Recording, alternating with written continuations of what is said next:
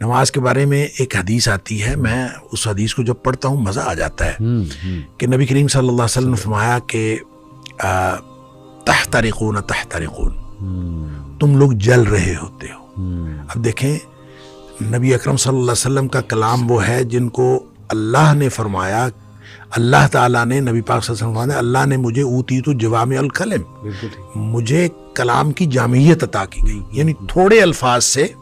زیادہ مفہوم نکلتا ہے۔ وہ اللہ کے نبی دہرا رہے ہیں تحترقون تحترقون، تم جل رہے ہو، تم جل رہے ہو، گویا گناہوں کی بھٹی میں جل رہے ہو۔ حتی اذا صلیتم الفجر، یہاں تک کہ تم فجر کی نماز پڑھ لیتے ہو، غسلتھا، وہ اس کو دھو ڈالتی ہے، ثم تحترقون تحترقون، پھر تم نکلتے ہو تو پھر وہی دنیا ہے، وہی گناہ ہیں، وہی آنکھیں، وہی سماعتیں، کہاں کہاں تم پھر رہے ہو اور گناہ ہو رہے ہیں۔ شکر ہے آگے ظہر کی نماز کا وقت آ جاتا ہے، حتی اذا صلیتم الظہر غسلتھا، تم ظہر کی نماز پڑھتے ہو اس کو دھو ڈالتی ہے۔ یہاں اسی طرح نبی پاک صلی اللہ علیہ وسلم نے پانچوں نمازوں کا ذکر کیا، ثم تحترقون تحترقون، پھر تم گناہوں کی بٹی میں جل رہے ہوتے ہو، آگے نماز آ جاتی ہے، غسلتھا، وہ اس کو دھو ڈالتی۔ لیکن جب عشاء کی نماز کی بات کی نا تو آپ نے فرمایا کہ حتی اذا صلیتم العشاء غسلتھا، وہ اس کو دھو ڈالتی ہے۔ اس کے بعد آپ نے ثم تحترقون نہیں فرمایا، آپ نے فرمایا تو ثم تنامون، پھر تم سو جاتے ہو، پھر تم سو جاتے ہو، پھر تم سو جاتے ہو، فرمایا پھر کچھ نہیں لکھا جاتا، یعنی پھر گویا وہ جو تحترقون ہو رہا تھا، گناہ ہو رہے تھے، وہ گناہ ختم ہو گئے۔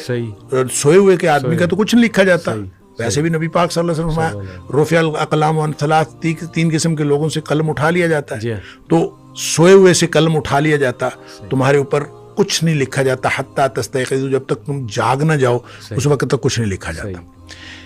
اچھا، اس کا مطلب یہ ہے کہ جو نہیں سویا عشاء کے بعد تو وہ تو تحترقون تحترقون ہو رہا ہے نا۔ تو یہاں سے ایک بات، ایک مسئلہ نکلتا ہے کہ ہم جو عشاء کی نماز پڑھ کے جاگتے رہتے ہیں اور 11-12 بجے تک جاگتے رہتے ہیں تو ہم گناہوں کو سمیٹتے رہتے ہیں اور غسلتھا کیے بغیر سو جاتے ہیں۔ یہ اتنا بڑا رسک لیتے ہیں ہم، اس لیے نبی پاک صلی اللہ علیہ وسلم نے حضرت ابو ہریرہ رضی اللہ تعالیٰ عنہ کو فرمایا تھا کہ ابو ہریرہ سونے سے پہلے وتر پڑھنا نہ بھولنا۔ یہ جو وتر ہے یہ اصل میں رات کی نماز ہے، یہ عشاء کی نماز نہیں ہے، بالکل ایسی، یہ رات کی نماز ہے۔ تو جس شخص نے تو عشاء کے بعد فوراً سونا ہے وہ تو عشاء کے ساتھ پڑھ لے کہ اس نے سونا ہے اس کے بعد،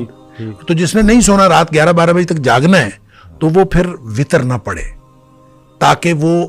اپنے سونے سے پہلے وتر پڑھے، وہ جو جتنا کچھ تحترقون ہوا ہو اس کو غسلتھا کر دے اور پھر آدمی سو جائے۔ کیا بات ہے، تو یہ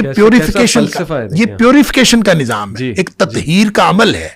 اور یہ اللہ تعالیٰ نے سسٹم بنا دیا ہے، اور اسی سسٹم کے تحت ہے کہ بڑے گناہوں سے تم بچ جاؤ، چھوٹے اللہ تعالیٰ ویسے معاف کر دے۔